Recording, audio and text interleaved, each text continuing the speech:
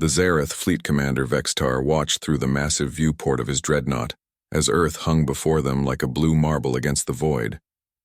His three eyes focused on the primitive planet that had somehow managed to resist their initial probing attacks for the past 6 months. The humans had proven more resourceful than expected, but today would mark the end of their defiance.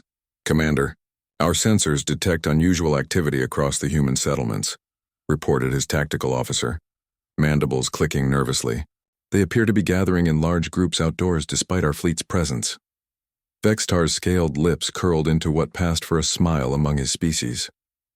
The Zareth had conquered 47 worlds in their expansion across this spiral arm of the galaxy. Every species had reacted the same way when faced with overwhelming force: panic, desperate military mobilization, or immediate surrender. But the humans were doing something different. They were celebrating. "Show me the surface feeds," Vextar commanded, his voice echoing through the bridge's crystalline surfaces. The main screen flickered to life, displaying feeds from across Earth's surface. In every major city, millions of humans had gathered in parks, on rooftops, and in open spaces. They held strange dark glasses to their faces and pointed various instruments toward their star. Children laughed and played while adults set up elaborate viewing equipment. "What are they doing?" asked Science Officer Ketham, her sensor tendrils twitching with confusion. "Do they not understand they face extinction?" Vextar studied the images more carefully. His intelligence reports had indicated humans were a relatively young species, having only achieved interstellar awareness recently. They possessed crude fusion technology and basic energy shields, nothing that could threaten a Zareth battle fleet. Their largest warships were like insects compared to his dreadnoughts. "Perhaps they're performing some primitive religious ritual before their deaths," Vextar mused. Many species turn to superstition when faced with superior force. The bridge's atmosphere grew thick with anticipation as the Zareth fleet moved into final attack formation. 200 vessels of various classes surrounded Earth like a metallic storm cloud.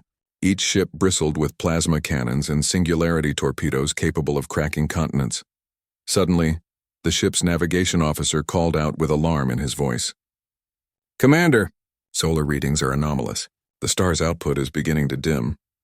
Vextar turned his attention to the stellar data streaming across his screens. Earth's sun was indeed growing dimmer, but not in any pattern their science could explain.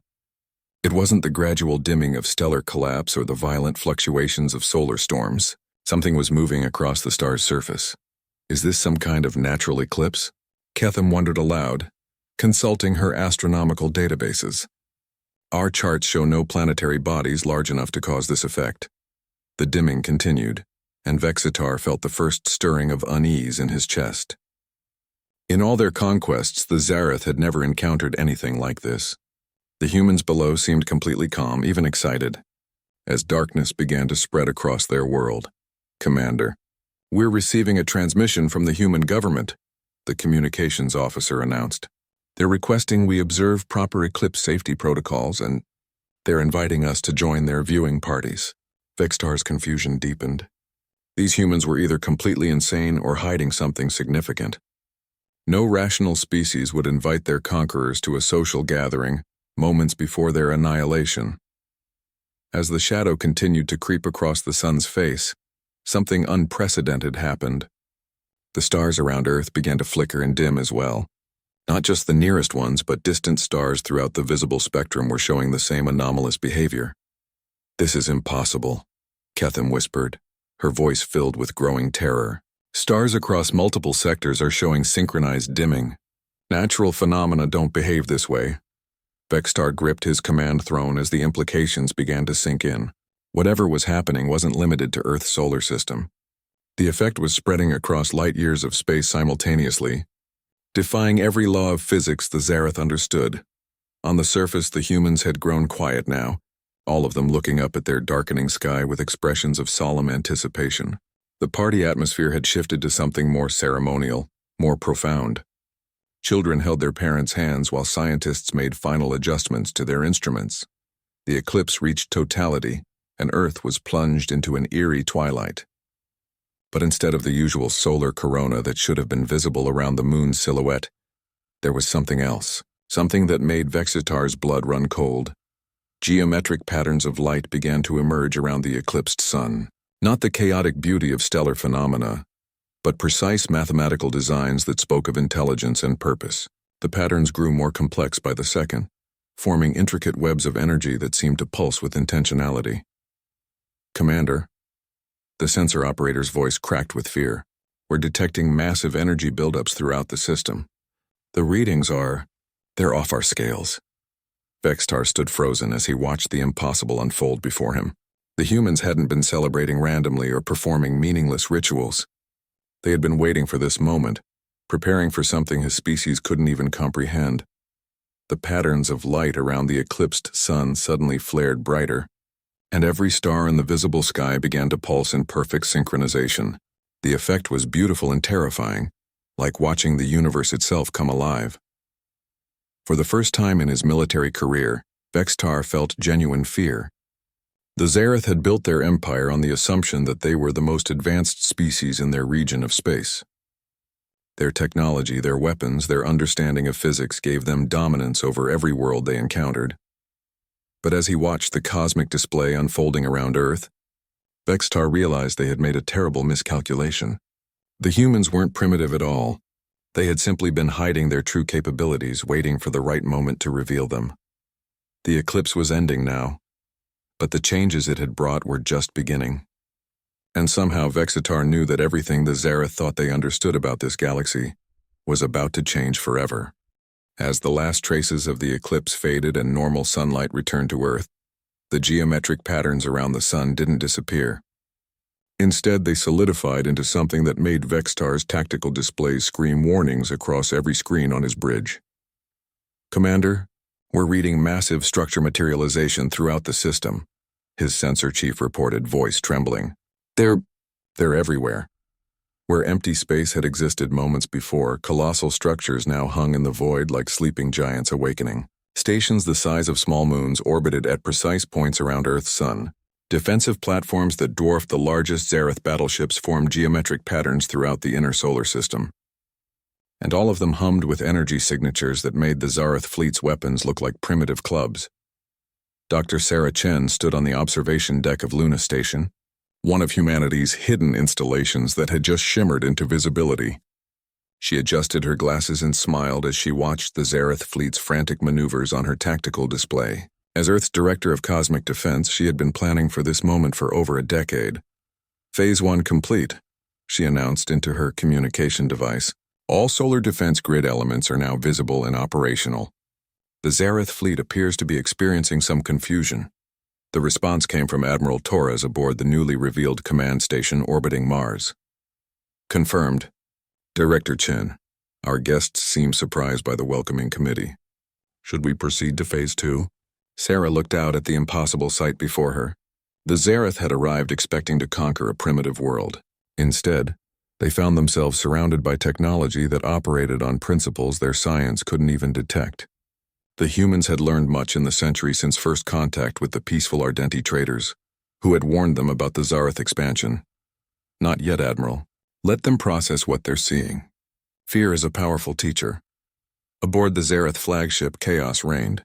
Every tactical system was registering threat levels beyond their maximum parameters. The human structures weren't just large. They were generating energy patterns that suggested capabilities far beyond anything in Zareth databases. "How is this possible?" Vextar demanded, his three eyes darting between displays showing impossible readings. "Our intelligence indicated the humans were barely capable of fusion technology." Science Officer Ketham worked frantically at her station, trying to make sense of the data flooding their sensors. "Commander, these structures aren't built from any materials we recognize. The energy patterns suggest they're operating on principles that violate several fundamental laws of physics. And the power output—" She paused, mandibles clicking in distress. "Sir, each of those stations could power our entire home fleet for 1,000 years. The realization hit Vextar like a physical blow. The humans hadn't been primitive at all. They had been hiding, waiting, planning. "Sir, we're receiving another transmission from the human government," the communications officer announced. "Put it through," Vextar ordered, his voice barely steady. The main screen flickered to show a middle-aged human woman with graying hair and kind eyes that somehow made Vextar feel like a child caught stealing. She spoke with the calm confidence of someone who held all the advantages. Commander Vextar of the Zareth First Expansion Fleet, I am Director Sarah Chen of Earth's Cosmic Defense Initiative.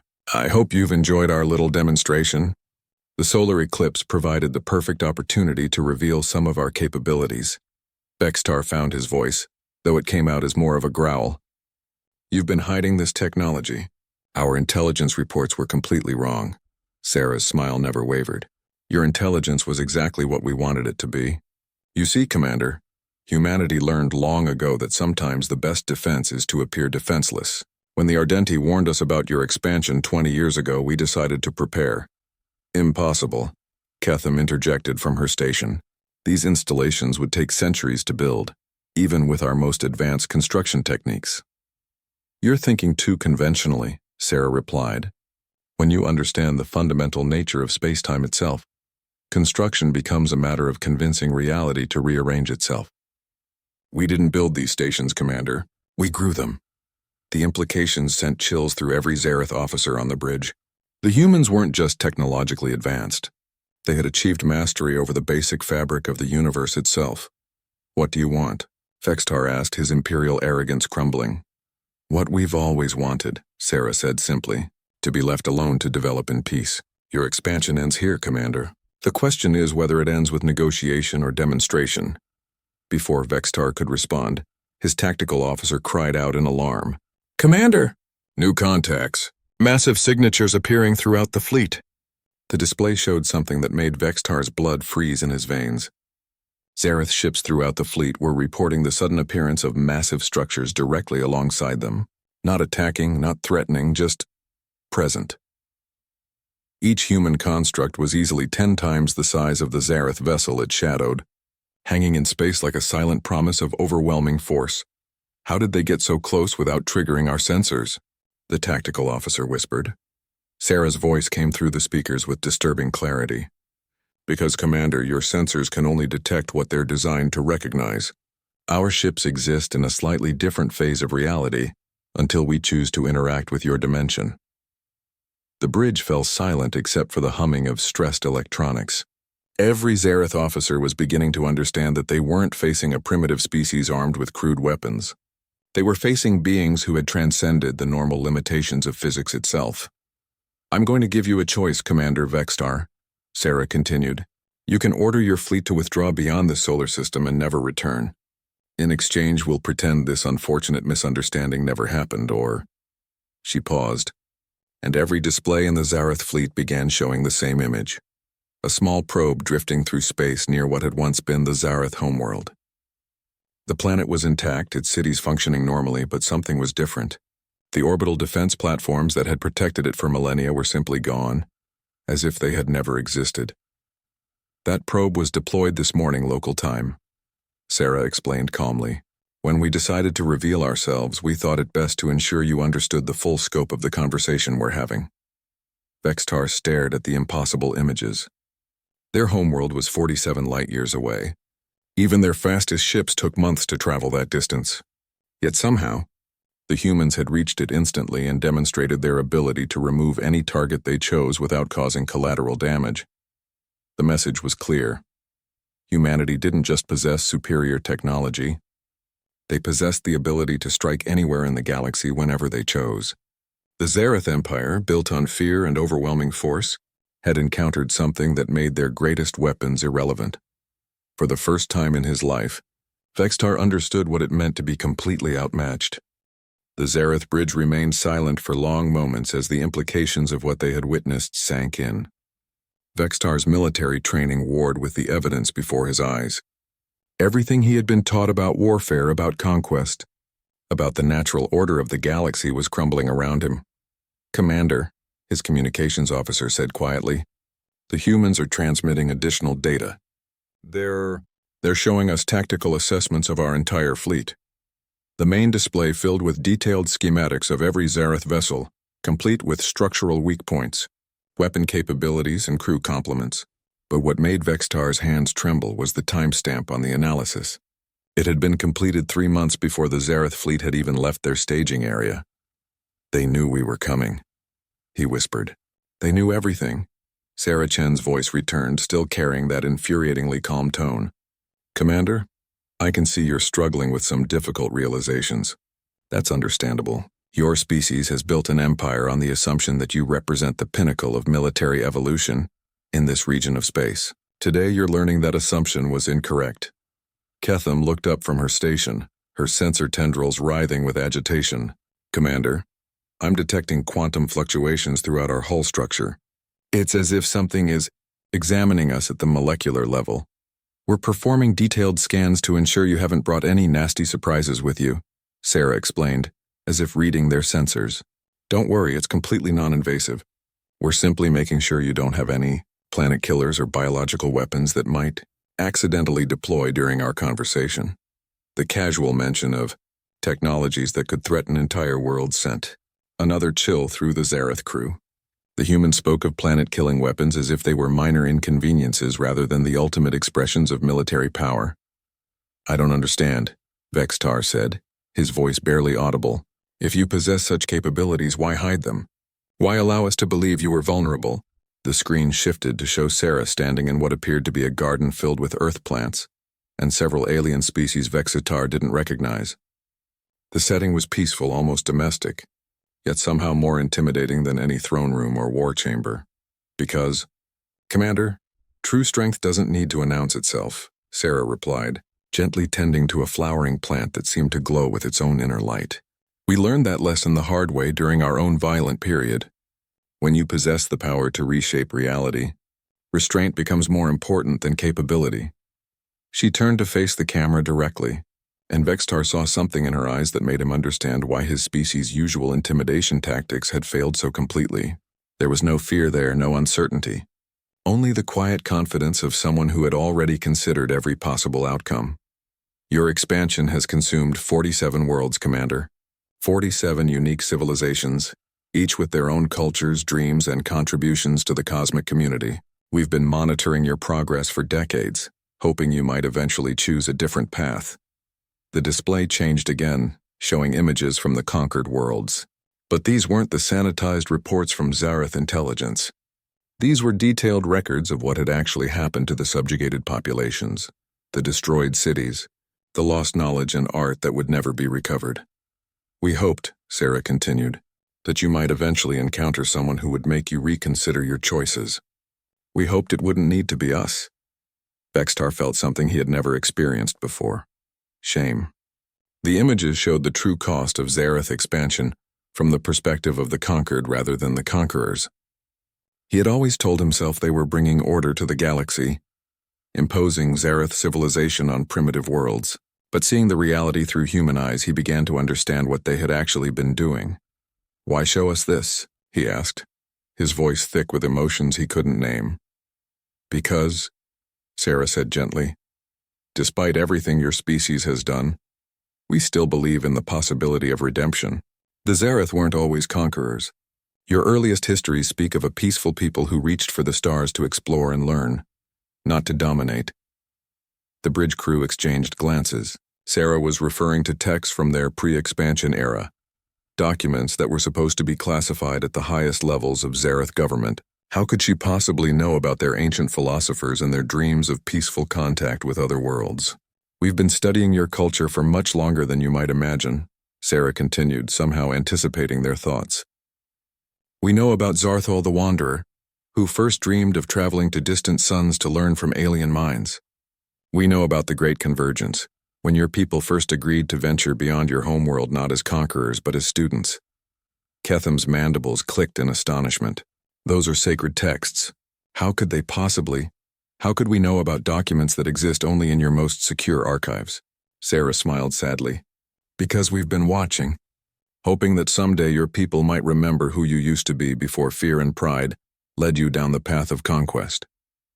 The weight of implications settled over the bridge like a physical presence. The humans hadn't just been hiding their technology.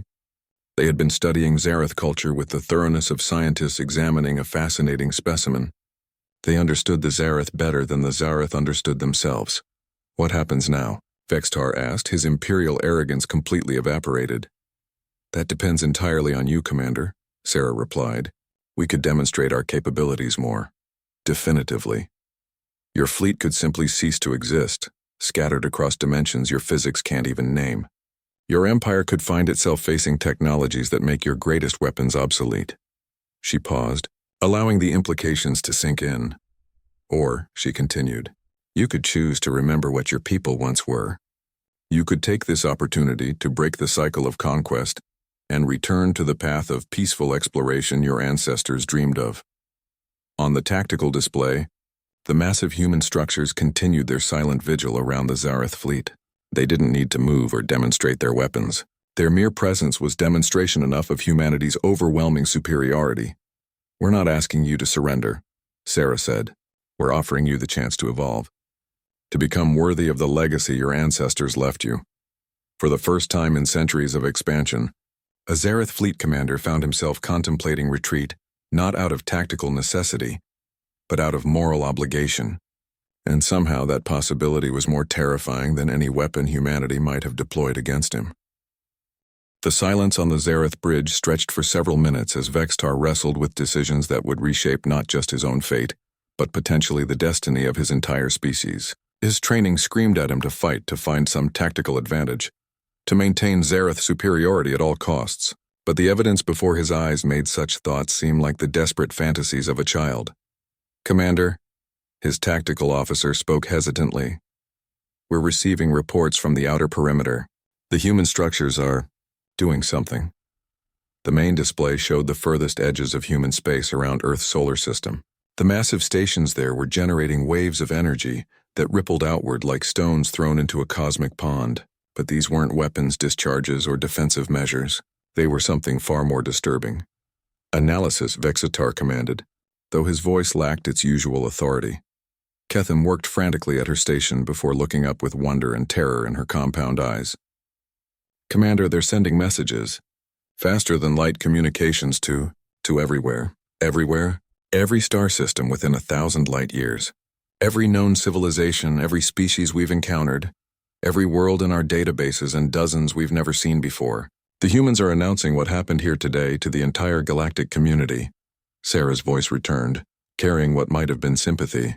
We thought it important that your neighbors understand the situation, Commander. The galaxy has been waiting to see if anyone would finally stand up to Zareth expansion. Today, they have their answer. The implications hit Vextar like a physical blow. The Zareth Empire had maintained its hold on conquered worlds through the perception of invincibility. If word spread that they had been completely outmatched by a supposedly primitive species, rebellions would erupt across every system they controlled. You're destroying our empire, he said, the words coming out as barely a whisper. No, Sarah replied firmly. We're giving your empire the opportunity to transform into something worthy of the species that created it. Your conquered worlds are indeed learning what happened today. They're also learning that they have choices. The display changed to show feeds from across the Zareth Empire. On world after world, the oppressed populations were receiving the same message. Humanity had demonstrated that the Zareth could be opposed successfully.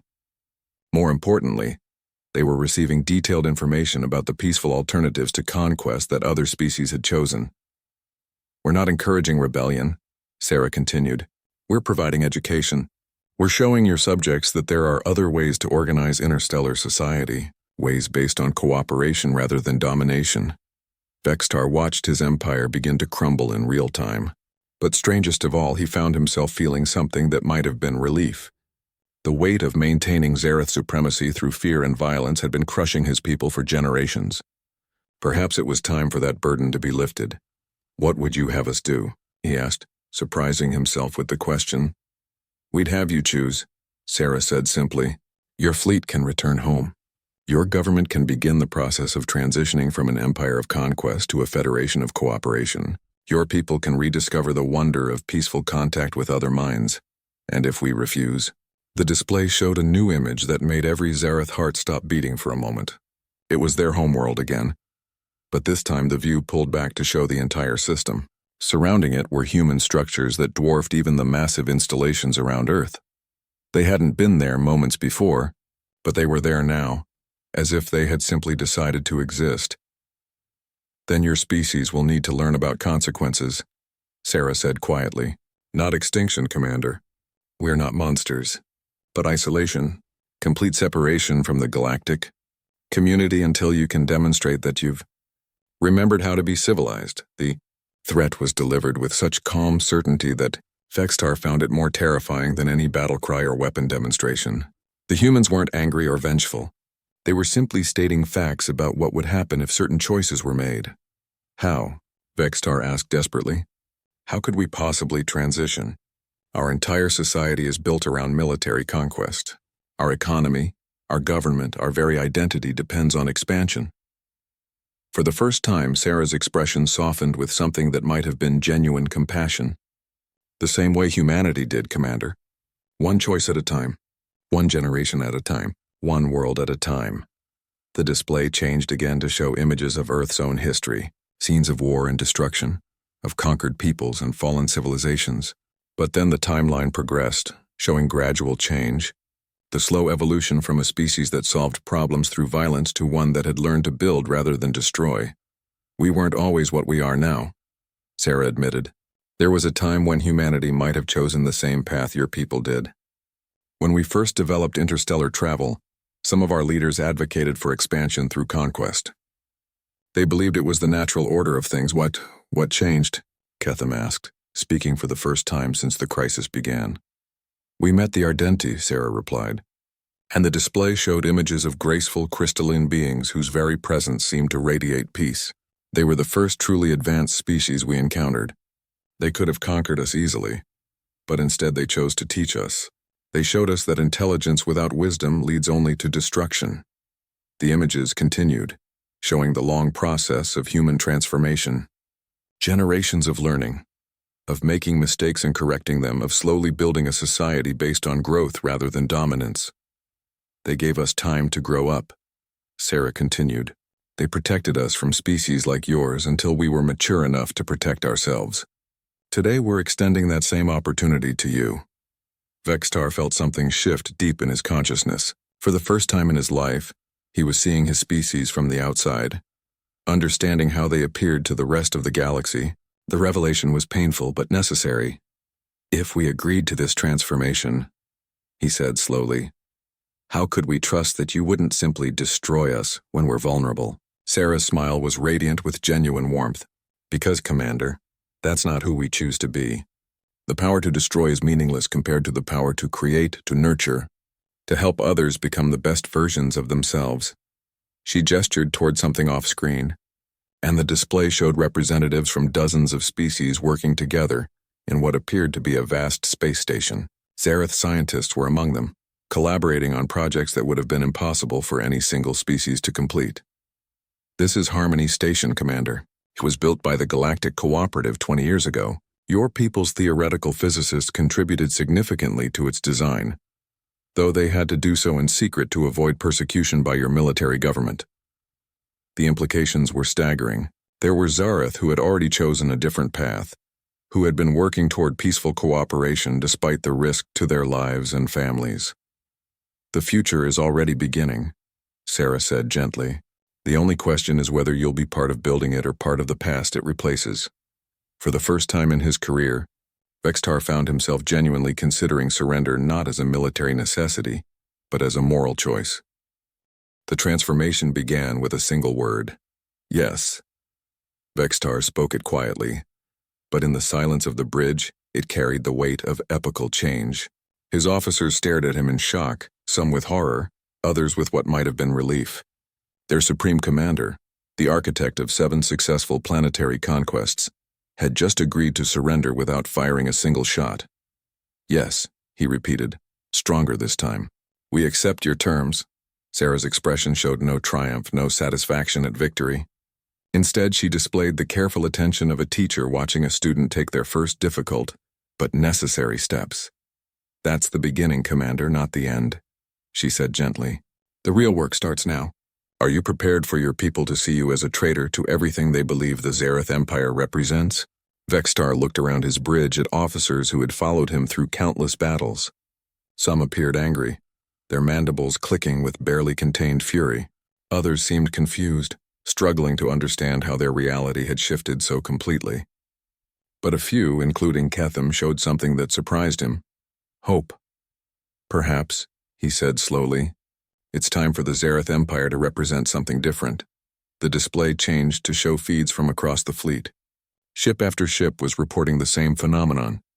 Crews gathering in common areas, discussing what they had witnessed, debating options that had never existed before today. The rigid military hierarchy that held Zareth society together was beginning to crack, and through those cracks, new possibilities were emerging. Your fleet is already changing, Sarah observed. When people are given the opportunity to choose their own path, they often surprise themselves with their decisions. She was right.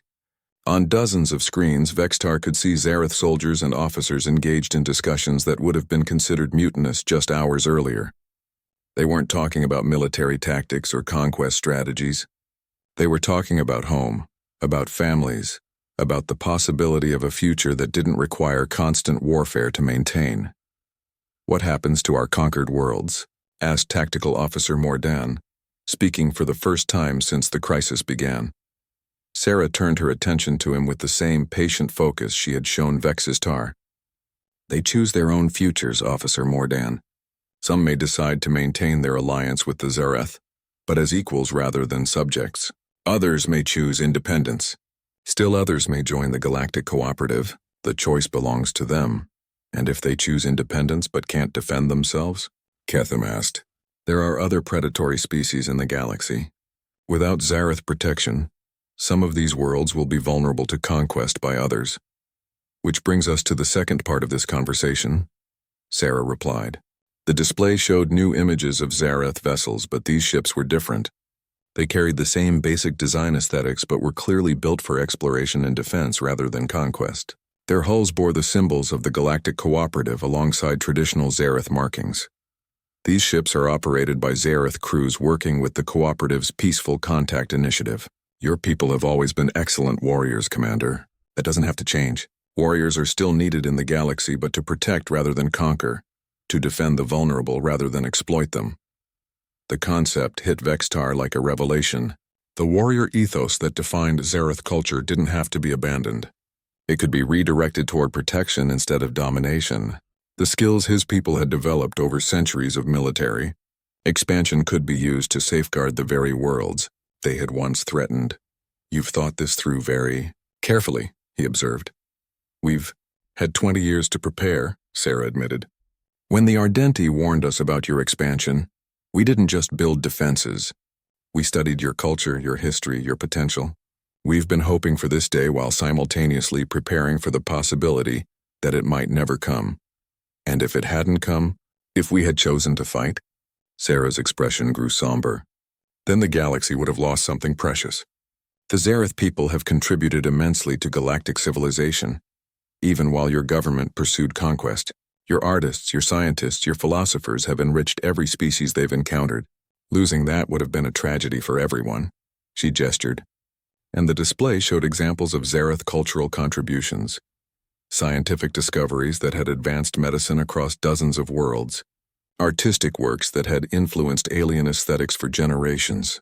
Philosophical concepts that had shaped interspecies ethics. Most of it had been shared despite official Zareth policy, spread through the underground networks of scholars and artists who believed in cooperation over conquest.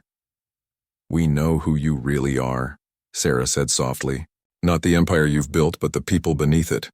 Today you have the chance to let that truth emerge. Across the bridge, Vextar watched his officers processing this information. The anger was fading from most faces, replaced by something more complex. These weren't just soldiers anymore. They were individuals confronting the possibility that everything they had been taught about their place in the galaxy might be wrong. The transition won't be easy, Sarah continued. Your military will need to be restructured. Your economy will need to shift from conquest-based resource extraction to sustainable development and trade. Your government will need to learn to negotiate rather than dictate. How long do we have? Vextar asked. As long as you need, Sarah replied. The universe is vast and patient. Change of this magnitude takes generations, not months.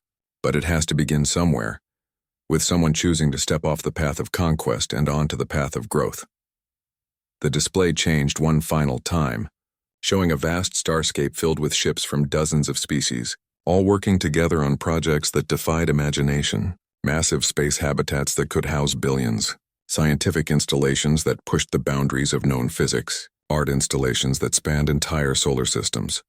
This is what's possible when species choose cooperation over conquest, Sarah said. This is the future we're building together. This is what your people could help create instead of destroy. For long moments, the bridge remained silent as everyone absorbed the magnitude of what was being offered. Not just survival, but transformation. Not just an end to their empire, but the beginning of something greater. Finally, Vextar spoke. "What are your orders?" Sarah smiled. "I don't give orders, Commander. I make suggestions. My suggestion is that you take your fleet home and begin the most important campaign of your career, convincing your people that they have the strength to choose a better path." As the words sank in, Vextar realized that for the first time in his life, he was being treated as an equal rather than a superior or subordinate. The humans weren't demanding submission. They were offering partnership. The difference was profound and humbling. "We'll need help," he admitted. "You'll have it," Sarah promised. Every species that has made this transition started with the same fears and uncertainties. None of them had to do it alone. The eclipse was over, but its effects were just beginning to transform the galaxy. The transformation began with a single word. Yes.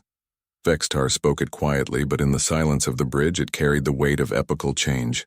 His officers stared at him in shock, some with horror, others with what might have been relief. Their supreme commander, the architect of 7 successful planetary conquests, had just agreed to surrender without firing a single shot. "Yes," he repeated, stronger this time. "We accept your terms." Sarah's expression showed no triumph, no satisfaction at victory. Instead, she displayed the careful attention of a teacher watching a student take their first difficult but necessary steps. "That's the beginning, Commander, not the end," she said gently. "The real work starts now. Are you prepared for your people to see you as a traitor to everything they believe the Zareth Empire represents?" Vextar looked around his bridge at officers who had followed him through countless battles. Some appeared angry, their mandibles clicking with barely contained fury. Others seemed confused, struggling to understand how their reality had shifted so completely. But a few, including Ketham, showed something that surprised him. Hope. "Perhaps," he said slowly. "It's time for the Zareth Empire to represent something different." The display changed to show feeds from across the fleet. Ship after ship was reporting the same phenomenon. Crews gathering in common areas, discussing what they had witnessed, debating options that had never existed before today.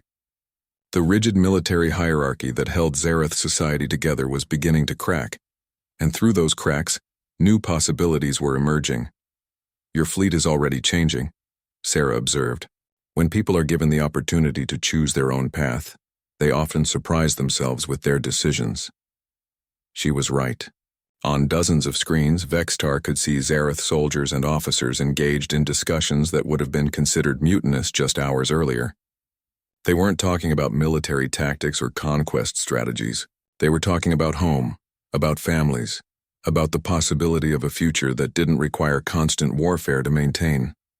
"What happens to our conquered worlds?" asked Tactical Officer Mordan, speaking for the first time since the crisis began. Sarah turned her attention to him with the same patient focus she had shown Vextar. "They choose their own futures, Officer Morden. Some may decide to maintain their alliance with the Zareth, but as equals rather than subjects. Others may choose independence. Still others may join the Galactic Cooperative. The choice belongs to them." "And if they choose independence but can't defend themselves?" Ketham asked. "There are other predatory species in the galaxy. Without Zareth protection, some of these worlds will be vulnerable to conquest by others." "Which brings us to the second part of this conversation," Sarah replied. The display showed new images of Zareth vessels, but these ships were different. They carried the same basic design aesthetics but were clearly built for exploration and defense rather than conquest. Their hulls bore the symbols of the Galactic Cooperative, alongside traditional Zareth markings. These ships are operated by Zareth crews working with the Cooperative's Peaceful Contact Initiative. "Your people have always been excellent warriors, Commander. That doesn't have to change. Warriors are still needed in the galaxy, but to protect rather than conquer, to defend the vulnerable rather than exploit them." The concept hit Vextar like a revelation. The warrior ethos that defined Zareth culture didn't have to be abandoned. It could be redirected toward protection instead of domination. The skills his people had developed over centuries of military expansion could be used to safeguard the very worlds they had once threatened.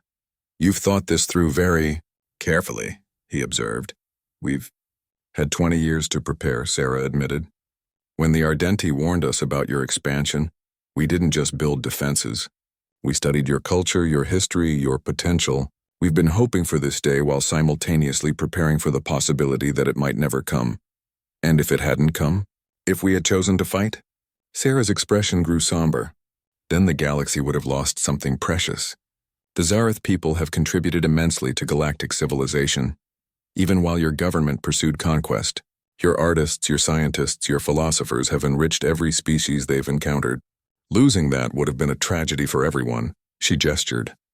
And the display showed examples of Zareth cultural contributions, scientific discoveries that had advanced medicine across dozens of worlds, artistic works that had influenced alien aesthetics for generations, philosophical concepts that had shaped interspecies ethics. Most of it had been shared despite official Zareth policy, spread through the underground networks of scholars and artists who believed in cooperation over conquest. "We know who you really are," Sarah said softly. "Not the empire you've built, but the people beneath it.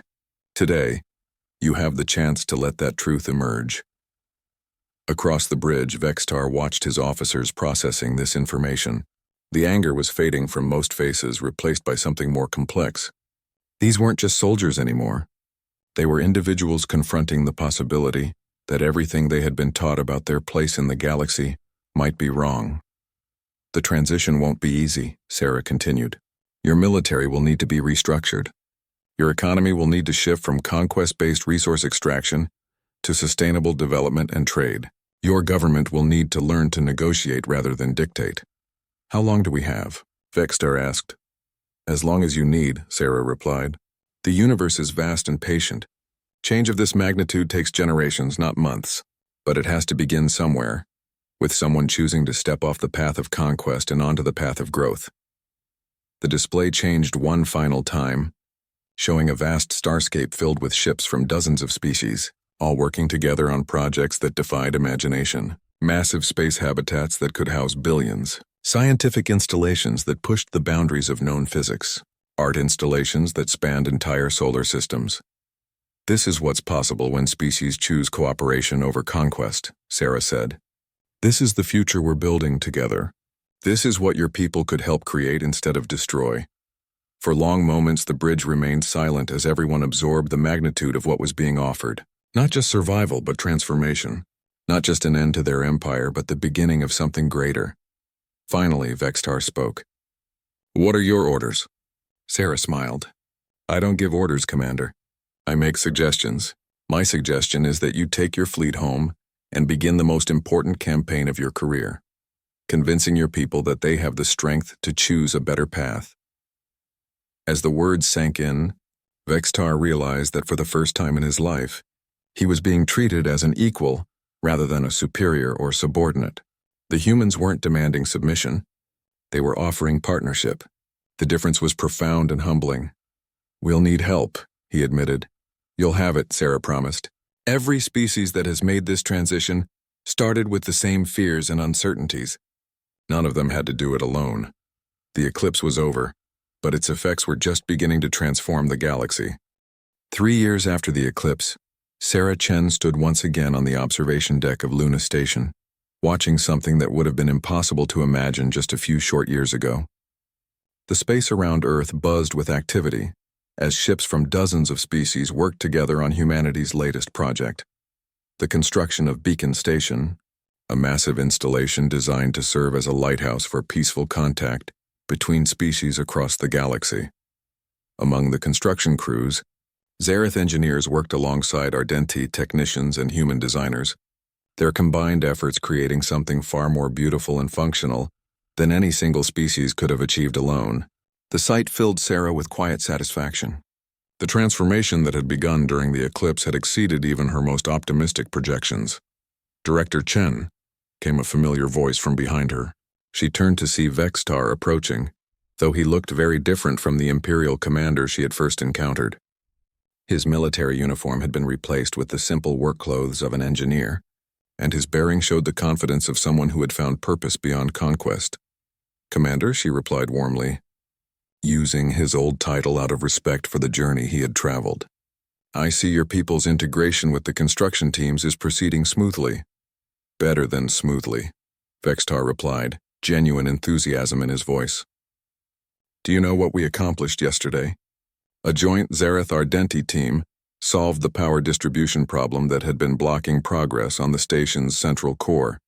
They did it in 4 hours, what our best scientists estimated would take 4 months. Sarah smiled. This was exactly what the Galactic Cooperative had been designed to achieve. When species combined their unique strengths instead of competing through conflict, the results consistently exceeded all expectations. "And the situation on Zareth Prime?" she asked. Vextar's expression grew more serious, but not with the despair that had once characterized discussions of his homeworld's politics. "Stabilizing. The transition government is holding its first truly democratic elections next month. Professor Yelnara is favored to become our first elected Prime Scholar. The old Imperial Council has been disbanded, and most of its members are participating in truth and reconciliation hearings. The process hadn't been without its challenges. Several hardline military commanders had attempted a coup 6 months earlier, trying to restore the old imperial system, but they had discovered that the Zareth people themselves were no longer willing to support conquest-based expansion. The coup had collapsed within days when military units refused to fire on civilian protesters. Some of the former imperial leadership has requested passage to join the hegemony. Vextar continued. They still believe that conquest is the natural order of things. We're letting them go. Sarah nodded approvingly. Forced conversion was just another form of tyranny. Those who couldn't adapt to the new reality had to be free to seek alternatives, even if those alternatives were unpleasant. "Director," interrupted a voice from the station's communication system, "we have an incoming priority transmission from Beacon Station Construction Control." "Put it through," Sarah replied. The display showed Admiral Torres, now serving as coordinator for the massive construction project. His expression carried the barely controlled excitement of someone with extraordinary news. "Director Chen, Commander Vextar, you need to see this," he announced without preamble. "We've just received first contact protocols from a species we've never encountered before. They're calling themselves the Harmony Collective, and they're requesting permission to approach Beacon Station." Sarah felt her pulse quicken. Beacon Station was designed to facilitate first contact with new species, but they hadn't expected it to be tested so soon after coming online. "What do we know about them?" she asked. "They're transmitting on frequencies that our mathematical models suggested no known species could access," Admiral Torres replied. "Their messages are composed in perfect mathematical harmony, like musical compositions translated into pure logic. And Director, they're not responding to our standard first contact protocols because they already know them." "What do you mean?" "They're transmitting detailed information about every species in the Galactic Cooperative, including historical data that should be classified at the highest levels. They know about the Eclipse demonstration, about the Zareth transformation, about projects that haven't been announced to the general public yet." Sarah and Vextar exchanged glances. This was either an incredible opportunity or a significant threat. "Are you suggesting they've been observing us?" Vextar asked. "I'm suggesting they've been observing everyone," Admiral Torres replied. "But here's the interesting part. They're requesting permission to approach rather than simply arriving. They're following diplomatic protocols that we didn't even know existed." Sarah made a decision that surprised herself with its immediacy. Grant them permission to approach. Full diplomatic honors, but maintain defensive readiness. If they've been watching us long enough to know our history, then they've also seen how we handle peaceful contact. Understood. Transmitting welcome protocols now.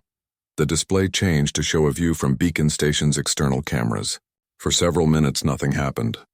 Then space itself seemed to shimmer, and something extraordinary emerged from what appeared to be empty void. The Harmony Collective ships were unlike anything in the Cooperative's databases.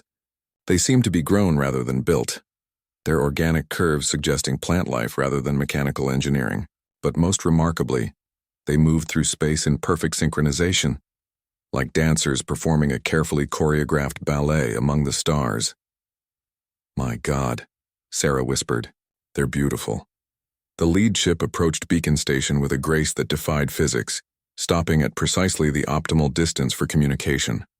As it settled into position, its surface began to glow with patterns of light that pulsed in rhythm with the mathematical transmissions they were receiving. "Director Chen," came a new voice over the communication system. This one was different from any they had heard before. It seemed to be composed of multiple tones that somehow harmonized into perfect clarity. "We are honored to finally make direct contact with the species that ended the Age of Conquest in this region of the galaxy." Sarah felt her breath catch. The Age of Conquest. That was what they were calling the period of Zareth expansion and similar aggressive empires throughout local space. "We are equally honored," she replied carefully. "May we ask how long you've been observing our activities?" "Since before your species achieved spaceflight," the harmonious voice replied. "We have watched the rise and fall of 17 aggressive empires in this galactic arm over the past millennium. All eventually destroyed themselves through overextension or were defeated by the species they sought to conquer. You are the first we have observed to successfully transform an empire into a cooperative." Vextar stepped forward. "You could have intervened at any time. Why did you wait?" "Because intervention prevents growth," the voice explained. "True wisdom must be chosen, not imposed. We waited to see if any species in this region would demonstrate the maturity necessary for membership in the Greater Harmony." The Greater Harmony, the collective of species that have transcended the need for conflict as a means of progress. We represent civilizations from across the galaxy that have learned to create rather than destroy, to explore rather than conquer, to nurture rather than exploit. Sarah felt her understanding of the galaxy's scope expand dramatically. The galactic cooperative they had been building was apparently just a small part of something immeasurably larger. "What happens now?" she asked. "Now," the voice replied, "you begin to learn what is truly possible when intelligence is guided by wisdom. The eclipse that revealed your hidden strength was just the first note in a symphony that will reshape this entire region of space." As if to demonstrate their words, the Harmony Collective ships began to emit a sound that somehow reached through the vacuum of space. It was music, but music composed of mathematics and light, of quantum harmonics and stellar resonances. It was the song of species that had learned to make the universe itself sing.